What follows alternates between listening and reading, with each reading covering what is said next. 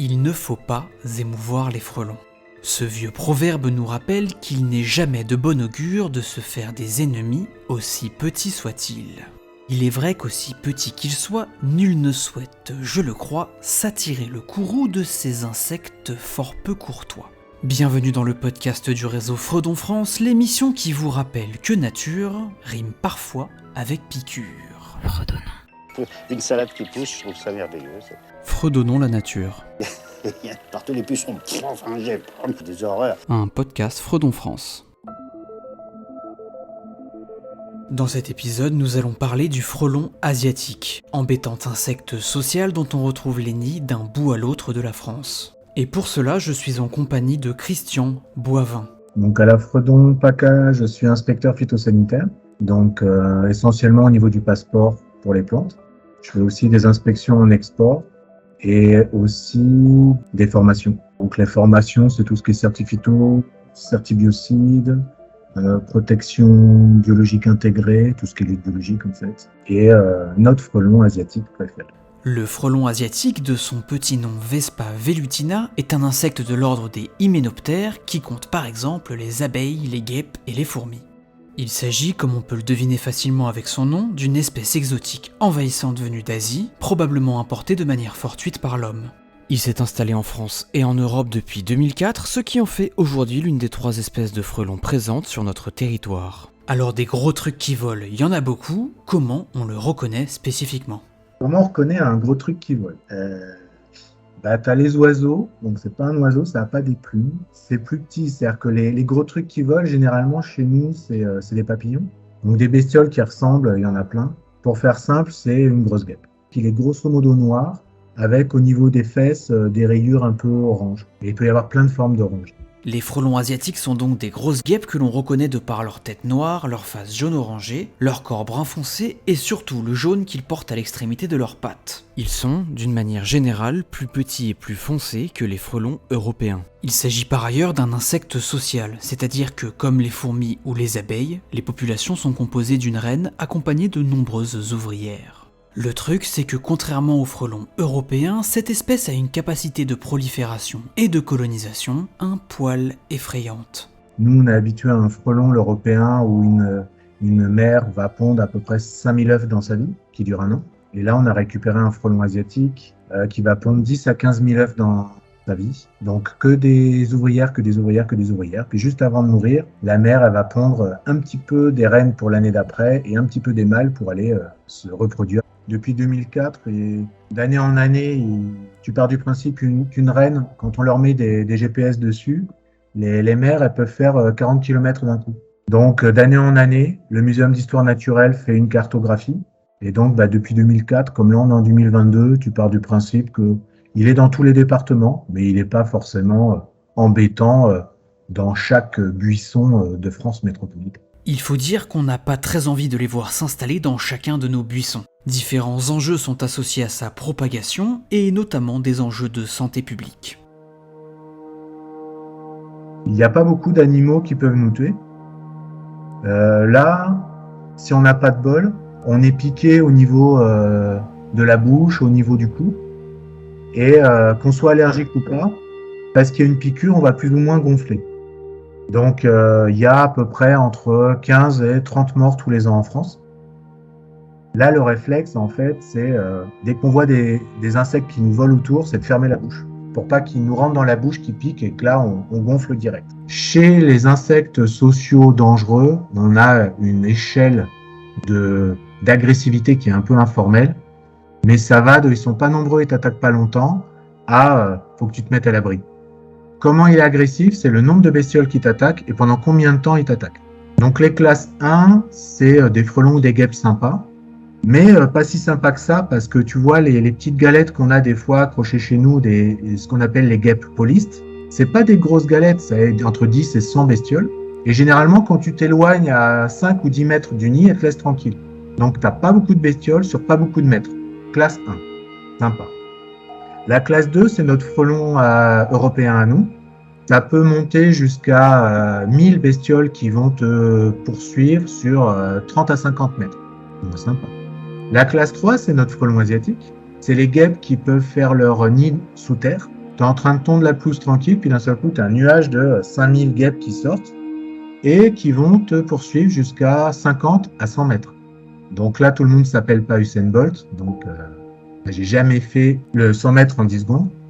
Et je pense que même avec un 5000 guêpes autour, j'y arriverai pas. Donc ça, c'est les classes 3. 5000 bestioles, 50 à 100 mètres. Et après, il y a ton mandarinia préféré, le frelon géant, qui lui, à la limite, tant qu'il t'a pas mordu ou piqué, il te lâche pas. La dernière fois que ça s'est mal passé en Chine, ils ont eu 3 villages qui ont été attaqués. Ils ont eu plusieurs dizaines de morts et des centaines de blessés à cause du mandarinia. Donc là, c'est la classe 4. C'est dans cette catégorie-là, tu as aussi ce qu'on appelle les abeilles tueuses, qu'on a au Brésil, mais qui, en à peine 50 ans, ont traversé l'Amazonie et maintenant tu les as en Amérique du Nord. L'autre grand enjeu lié aux frelons asiatiques est plutôt environnemental. En effet, pour nourrir leurs larves, les frelons capturent des insectes et notamment des pollinisateurs comme les abeilles. Pour la nature, même si le frelon sert de nourriture à plein d'autres animaux, chez les frelons, 2 grosses catégories, il y a les mangeurs de mouches et les mangeurs d'abeilles. Donc les mangeurs de mouches, ils nous rendent service parce que un couple de mouches en un an, ça a une descendance qui recouvrirait la planète sur 50 cm. Donc pour pas vivre chez les mouches, autant avoir des mangeurs de mouches. Quand la bestiole est arrivée, les Européens ont demandé aux Asiatiques comment ça se passait chez eux. C'est un frelon comme le bicolore et l'orientalis, les 2 autres nouveaux qu'on a en Europe, c'est plutôt des mangeurs d'abeilles. Quand tu vois une communauté, c'est-à-dire la reine, avec ses ouvrières et toute la tribu, on estime que ça mange à peu près 10 à 11 kilos d'insectes en un an. Si tu considères que dans une ruche, tu as entre 20 000 abeilles l'hiver et 60 à 80 000 l'été, ça peut faire un paquet de ruches, quoi. Pour s'attaquer aux abeilles, les frelons campent, en vol stationnaire, autour des ruches. En capturant les individus qui rentrent ou sortent de la colonie, ils entravent l'alimentation de la population entière. Cela affaiblit la ruche et au bout d'un moment, les frelons rentrent carrément dedans pour s'attaquer au couvain. À terme, une colonie d'abeilles peut être totalement éradiquée par les frelons, ce qui pose d'évidentes problématiques agricoles et environnementales. Avant de nous intéresser aux méthodes de lutte que l'on met en place contre les frelons, revenons rapidement sur leur cycle de vie. Lorsqu'une femelle fertile est fécondée, elle stocke la semence et produit durant plusieurs mois des œufs contenant uniquement des femelles stériles, les ouvrières. Une fois qu'elles sont en quelque sorte en rupture de stock, elles commencent à pondre des œufs non fécondés contenant des mâles et femelles fertiles qui fonderont à leur tour leur propre colonie.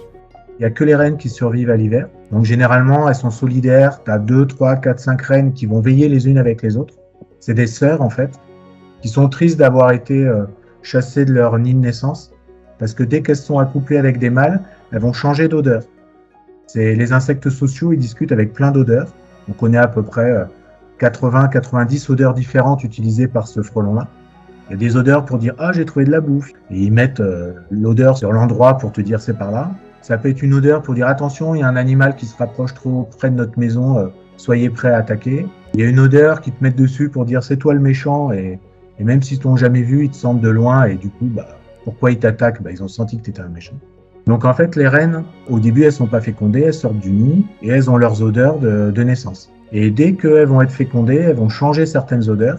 Et quand elles vont vouloir retourner dans leur nid de naissance, les ouvrières qui montent la garde vont dire toi maintenant, t'es une femelle fécondée, donc t'es une future reine. Donc si tu rentres, on te tue, donc va-t'en. Donc les reines, elles sont un peu tristes, elles vont tourner un peu autour de leur nid de naissance. Et puis par solidarité, elles vont se dire ouais, on est des sœurs, allez, on va être sympa, cet hiver, on va être une famille.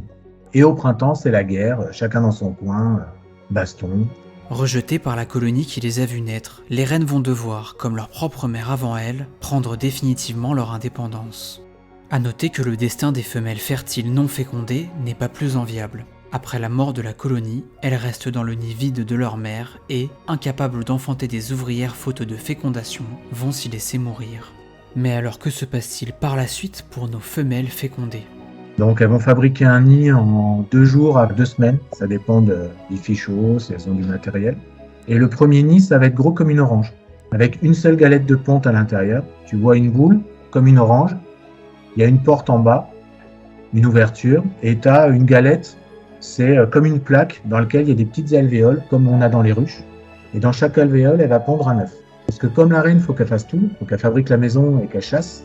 elle va pas pondre tout de suite 5000 œufs. Elle va pondre une petite dizaine d'œufs, des fois 20.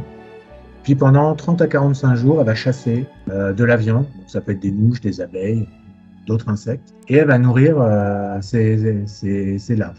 Et 30 à 45 jours après, les larves sont des adultes, ça va être des ouvrières, qui elles vont, contrairement aux frelons européens qui agrandissent le nid en faisant une autre galette en dessous, eux, dans les 200 mètres autour du premier nid, ils vont faire un deuxième nid qui est gros à peu près comme une pastèque, un melon.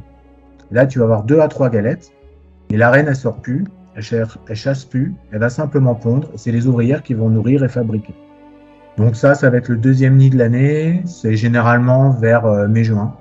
Et quand les feuilles tombent, bah, tu vas avoir des nids vachement plus gros qui font 1 mètre de hauteur, où il y a 8 à 10 galettes à l'intérieur.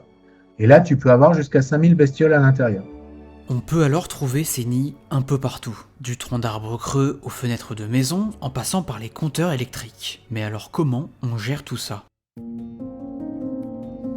Un nid qui est mal placé, c'est un nid qui est trop proche des humains. Parce qu'en règle générale, les frelons, bah, comme tous les animaux, ils protègent leur famille. Donc, quand on s'approche trop d'un nid, ils vont envoyer des odeurs pour dire « hop, hop, hop, c'est chez nous ». Sauf que nous, ces odeurs-là, on les sent pas. Donc, on va continuer à faire nos trucs, puis d'un seul coup, ils vont en avoir marre de nous envoyer des odeurs qui servent à rien. Donc, ils vont nous tourner autour, ils vont nous taper dedans, ils vont nous mordre, ils vont nous piquer. Enfin, ils vont essayer de communiquer, mais bon, avec les humains, ça se passe pas trop bien. Donc, un nid dangereux, grosso modo, c'est un nid où un humain est à moins de 10 mètres. Dès que tu as moins de 10 mètres, ils envoient des odeurs pour dire « oust, ici, c'est chez nous ». Donc, la priorité pour nous, c'est d'empêcher des nids trop près de là où il y a beaucoup d'humains. Donc, ça peut être la cour de récréation d'une école, ça peut être un hôpital, enfin, une maison. Donc, c'est pas détruire tous les nids, c'est être rapide pour les nids mal placés. On peut alors se demander quels moyens de lutte sont concrètement mis en place dans le cas d'un danger immédiat pour l'homme. Soit on met sa belle combinaison anti-piqûre et on trouve le nid, on attrape le nid et on le fait chauffer. C'est-à-dire que tu le mets dans une boîte, la boîte tu la mets au soleil, ça dépasse les 50 degrés, ça tue tout le monde. Mais il faut trouver le nid, il faut s'assurer que tout le monde est dans le nid, parce qu'en fait on estime qu'à peu près 30% des frelons sont à l'extérieur du nid la journée pour chasser, trouver de l'eau, de la construction. Donc c'est pour ça que dans le mode opératoire, l'idéal c'est, quand on empoisonne un nid, c'est de le laisser 1 à 2 nuits, histoire que tout le monde ait le temps de rentrer pour venir s'empoisonner. Donc le gros de la lutte, c'est d'utiliser des insecticides pour empoisonner les nids. Donc quand tu lis le cahier des charges Fredon, l'idée c'est de favoriser les insecticides qui ne sont pas de synthèse. C'est-à-dire que la plupart du temps, c'est des neurotoxiques, donc c'est dangereux pour nous, humains, vu qu'on a un système de neurones aussi. Mais l'avantage de tout ce qui est pyrètre naturel, c'est-à-dire des neurotoxiques à base de plantes, c'est que ça a des durées de dégradation très courtes. Comme c'est pas de la chimie de synthèse à base de plastique, à base de carbone renforcé, bah, grosso modo, une chimie non de synthèse, ça va se dégrader au bout de 5 jours, alors qu'une chimie de synthèse, ça peut aller de 5 semaines à 5 mois. Ça dépend des molécules. Il va maintenant être temps de conclure. Le frelon asiatique est une espèce exotique envahissante arrivée en Europe au début des années 2000 et qui a su depuis s'installer dans tous les départements de la France métropolitaine. De par ses mécanismes de défense naturels mais aussi de par son cycle de vie, le frelon asiatique représente un danger non négligeable pour l'homme et pour l'environnement.